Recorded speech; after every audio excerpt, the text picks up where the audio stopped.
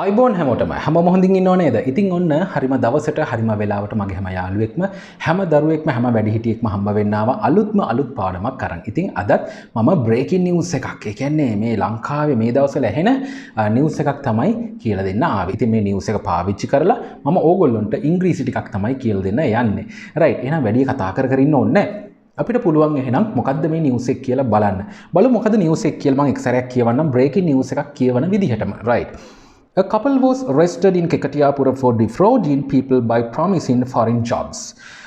The arrest was carried out based on a tip-off received by the Kekatiyapura police. Authorities recovered 70 foreign passports allegedly taken from individuals in Panadura, promising overseas employment. Police also discovered 10 milligrams of ice during the operation. Right. ඉතින් මේක අමුතු news එකක්. ඉතින් මේ දවස්වල මේ වගේ දේවල් ඇහෙනවානේ. බොරුවට ජොබ්ස් දෙනවා කියලා, ඒ කියන්නේ පිටරට යවනවා කියලා හොර වැඩ කරනවානේ. ජාවාරම් කරනවා. ඉතින් මිනිස්සුන්ව රවට්ටනවා. ඉතින් ඒ වගේ දේවල් වෙනවා. ඒ සම්බන්ධ නිවුස් එකක් තමයි මේ තියෙන්නේ. ඉතින් බලමු මේකෙන් මොනවද අපිට ඉගෙන ගන්න තියෙන්නේ. ඉතින් මම මේ ටික හරියට විස්තර කරන්න. බලමුකෝ. A couple your luck. Abu Sami your luck. ඒ කියන්නේ couple එකක් දෙන්නෙක් කියන අදහස. A couple was arrested. Couple එකක් අරෙස්ට් කරා අත්අඩංගුවට ගත්ත කියන අදහස. දැන් අත්අඩංගුවට අරන් තිනවනම් has been arrested එහෙම කියන්න පුළුවන් නේ. දැන් මෙතන තියෙන a couple was arrested couple එකක් අත්අඩංගුවට ගත්ත අරෙස්ට් කරා. කොහෙදද? in කෙකටියාපුරදී. right. ඇයි මේ අත්අඩංගුවට ගත්තේ? මේගොල්ලොන්ව පොලිසියෙන් අත්අඩංගුවට ගත්තේ ඇයි for? මෙන්න හේතුව දාන්න මෙන්න මේක නිසා. defraud කරනවා කියන්නේ වංචා කරනවා කියන අදහස. මේ මිනිස්සුන්ට වංචා කරලා ඒක තමයි මේගොල්ලොන්ව arrest කරේ. කොහොමද මේ වංචා කරලා තියෙන්නේ? මොන වගේ වංචාද කරලා තියෙන්නේ? by promising ඒ කියන්නේ පොරොන්දු වෙමින් promise වෙලා මොකක් කරන්නද? by promising foreign jobs. දැන් මේකේ සරලම සිංහල අදහස් තමයි ඒ කියන්නේ මේ foreign jobs දෙනවා කියලා. ඒ කියන්නේ පිටරට රැකියා දෙනවා කියලා මිනිස්සුන්ව වංචා කිරීම නිසා මේ කපල් එකව අත්අඩංගුවට ගත්ත කියන අදහස. ඉතින් අත්අඩංගුවට ගත්තේ කවුද කියලා දාලා නැහැ. ඉතින් සාමාන්‍යයෙන් අත්අඩංගුවට ගැනීම කරන්නේ කවුද? පොලිසිය. ඉතින් ඒක සඳහන් කරන්න ඕනේ. ඒක තමයි මේ passive voice එක මෙතන පාවිච්චි කරලා තියෙන්නේ. පොලිසිය කියලා දාන්න ඕනේ නැහැ. දැන් ඔයගොල්ලන්ට ඕන නම් පොලිසිය විසින් කියලා දාන්න මේ couple was arrested by police. එහෙම කියන්න පුළුවන්. එහෙම අවශ්‍ය නැහැ. හරි අපි දන්නවා මේ අත්අඩංගුවට ගැනීම කරන්නේ පොලිසිය විසින් කියලානේ. right හරි. A couple was arrested in Kekatiyapura for defrauding people by promising foreign jobs. එතනින් ඉවර නැහැ. ඊට පස්සේ තියෙනවා the arrest. මේ අත්අඩංගුවට ගැනීම කියන අදහස. දැන් arrest කරනවා කියන අත්අඩංගුවට ගන්නවා. හරි? ඒක ක්‍රියාවක්. අත්අඩංගුවට ගැනීම කියන එකටත් අපිට මේ the arrest කියලා කියන්න පුළුවන්. right. The arrest was carried out. මේ අත්අඩංගුවට ගැනීම කරා කියන අදහස. මේ අත්අඩංගුවට ගැනීම කරා. The arrest was carried out. මේ අත්අඩංගුවට ගැනීම කළා. කොහොමද මේ කළා තියෙන්නේ? base. ඒ කියන්නේ පදනම්ව. හරි මේක මේ බේස් වෙනවා කියන පදනම් වෙනවා කියන අදහස පාදක වෙනවා කියන අදහස. නමුත් මේක බලමු ටිකක් ඒ කියන්නේ තව සරල කරගමුකෝ මේකත් කියවලා based on a tip off. ඒ කියන්නේ තොරතුරක් මත පදනම්ව. දැන් සරලවම කිව්වොත් මේ ඔත්තුවක් මාර්ගයෙන් tip off එකක් කියන්නේ මේ ඔත්තුවක් තොරතුරක්. හරි තොරතුරක් පදනම් කරගෙන තමයි පාදක කරගෙන තමයි මේ arrest එක කළේ. තේරෙනවද? The arrest was carried out based on a tip off received by the Kekatiyapura police. ඒ කියන්නේ කෙකටියාපුර පොලිසියට හම්බුන tip off එකක් මත.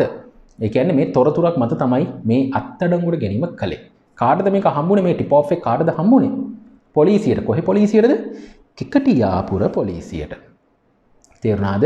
right. ඊට ටිකක් බලමු ටක් ගාලා. authorities බලධාරීන් මේ වරන් දැන් දන්නවා. authorities recovered හොයාගත්ත recover කරගත්ත discover කරගත්ත. right discover කරගත්ත හොයාගත්ත මොනවද 70 foreign passports ඒ කියන්නේ විදේශ ගමන් බලපත්‍ර කීයද 70කුත් හොයාගත්තා. මේක මෙහෙම එකක් තියෙනවා allegedly මම මේ වචනේ මීට කලින් තුගන්නලා තියෙනවා. ඒ කියන්නේ ඔන්න බලන්නකෝ මේක එකපාරට එහෙම පැහැදිලි කරොත් ඔයගොල්ලන්ට තේරෙන්නේ නැහැ. මෙන්න මේ වාක්‍යයත් එක්කම බලන්නකෝ allegedly taken from individuals in Panadura. දැන් මේ මුලින් කිව්වා 70 foreign passports විදේශ ගමන් බලපත්‍ර 70ක් taken from individuals. ඒ කියන්නේ පුද්ගලයන්ගෙන් ගත්ත හරි විදේශ ගමන් බලපත්‍ර 70ක්. පුද්ගලයන්ගෙන් ගත්ත විදේශ ගමන් බලපත්‍ර 70ක්. හැබැයි මෙතන මේ allegedly කියන එක දාපු ගමන් මේකේ අදහස වෙනස් වෙනවා. පුද්ගලයන්ගෙන් ගත් බව කියන විදේශ ගමන් බලපත්‍ර 70ක්. ඉතින් තාම මේක ඔප්පු වෙලා නැහැ. ඒකයි මේ allegedly කියන වචනේ දාන්නේ. හරි? මෙහෙම ගත්තු බව කියන foreign passports 70ක්. දැන් තේරෙන්නේ නැති. දැක්කනේ? ඒක සම්පූර්ණයෙන්ම වාක්‍ය මීනින් එක වෙනස් වුණා. මතක තියාගන්න වචනේ මේ allegedly කියලා දාන්නේ අන්න ඒ වගේ අවස්ථාවල. ඒ කියන්නේ ගත් බව කියන. හරි? තේරුණාද? right. Allegedly taken from individuals in Panadura. ඒ කියන්නේ කොහි මිනිසුන්ගෙන්ද මේ? කොහි individuals ළඟින්ද පානදුර. මේ පානදුර ඉන්න පුද්ගලයන්ගේ විදේශ ගමන් බලපත්‍ර 70ක්. ඒ කියන්නේ ගත්ත බව කියන. ඉතින් මේ බලපත්‍ර 70 කවුද හොයාගත්තේ? authorities recovered. මේ බලධාරීන් තමයි හොයාගත්තේ. ඇයි ඇත්තටම මේ බලපත්‍ර 70ක් කියන්නේ විදේශ ගමන් බලපත්‍ර 70ක් මේගොල්ලන්ගේ තියාගෙන තියෙන්නේ? Promising overseas employment. promising එක කියන්නේ මේ පොරොන්දු වෙලා තිනවා. මේ මොනවද මේ පොරොන්දු වෙලා තියෙන මිනිස්සුන්ට? විදේශ රැකියා දෙනවා කියලා. දැන් මේ බලධාරීන් පාස්පෝර්ට්ස් 70ක් හොයාගෙන තිනවා. අර කපල් එක අත්තරමුට ගත්තනේ. එතකොට 70ක් හොයාගෙන තියෙනවා. හරි? ඉතින් ඒක කියන මෙන්න මෙහෙම taken from individuals in Panadura. ඒ කියන්නේ පාස්පෝර්ට් 70ක් තමයිලු මේ හොයාගෙන තියෙන්නේ. ඒ මිනිස්සුන්ගෙන් ඇයි මේ පාස්පෝර්ට්ස් අරන් තියෙන්නේ? හේතුව තමයි කියන්නේ promising overseas employment. හරි? ඒ කියන්නේ මේ විදේශ රැකියා දෙනවා කියලා පොරොන්දු වෙලා තමයි මේවා අරන් තියෙන්නේ. අර කපල් එක. මුලින්ම කිව්වේ a couple was arrested කියලා. අන්න ඒගොල්ලෝ තේරෙනව නේද? ඊට පස්සේ අන්තිමට තියෙනවා police also discovered. අන්න පොලිසිය හොයාගත්තලු.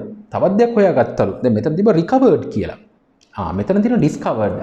වචන දෙකම එකයි. හොයාගත්ත කියන එක recover කියන්නත් පුළුවන් නැත්නම් discover කියන්නත් පුළුවන්.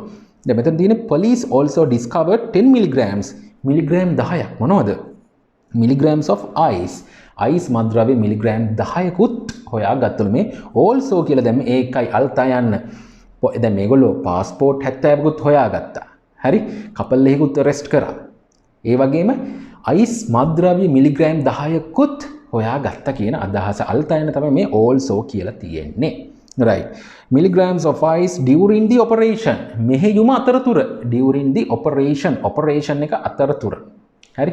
ඉතින් මම හිතනවා මේක හොඳටම තේරෙන්නේ නැති කියලා එක සැරයක් මම කියවලා පෙන්නන්න. A couple was arrested in Kekatiyapura for defrauding people by promising foreign jobs. The arrest was carried out based on a tip-off received by the Kekatiyapura police. Authorities recovered 70 foreign passports allegedly taken from individuals in Panadura. Promising overseas employment. Police also discovered 10 milligrams of ice during the operation. ඉතින් මම හිතනවා අද මම මේ කියලා දුන්න news එක තමන්ගේ ජීවිතයට ගොඩක් වැදගත් වෙන්නේ නැති කියලා ඒ වගේම තමන් ගොඩක් දේවල් මේකෙන් ඉගෙන ගත්ත කියලා මම හිතනවා. right? ඉතින් මේවා ඉගෙනගෙන නිකන් ඉඳලා හරියනවද නැහැ. මේවා පුළුවන් තරම් කට ඇරලා පාවිච්චි කරන්න ඕනේ. එහෙම කරොත් තමයි අපිට මේ ඉංග්‍රීසි කියන දේ හරියට ඔළුවට දාගන්න පුළුවන් වෙන්නේ. තේරුණාද? කට ඇරලා ප්‍රැක්ටිස් කරන්න. නිකන් මේ හිතින් නෙමෙයි. තේරුණා නේද?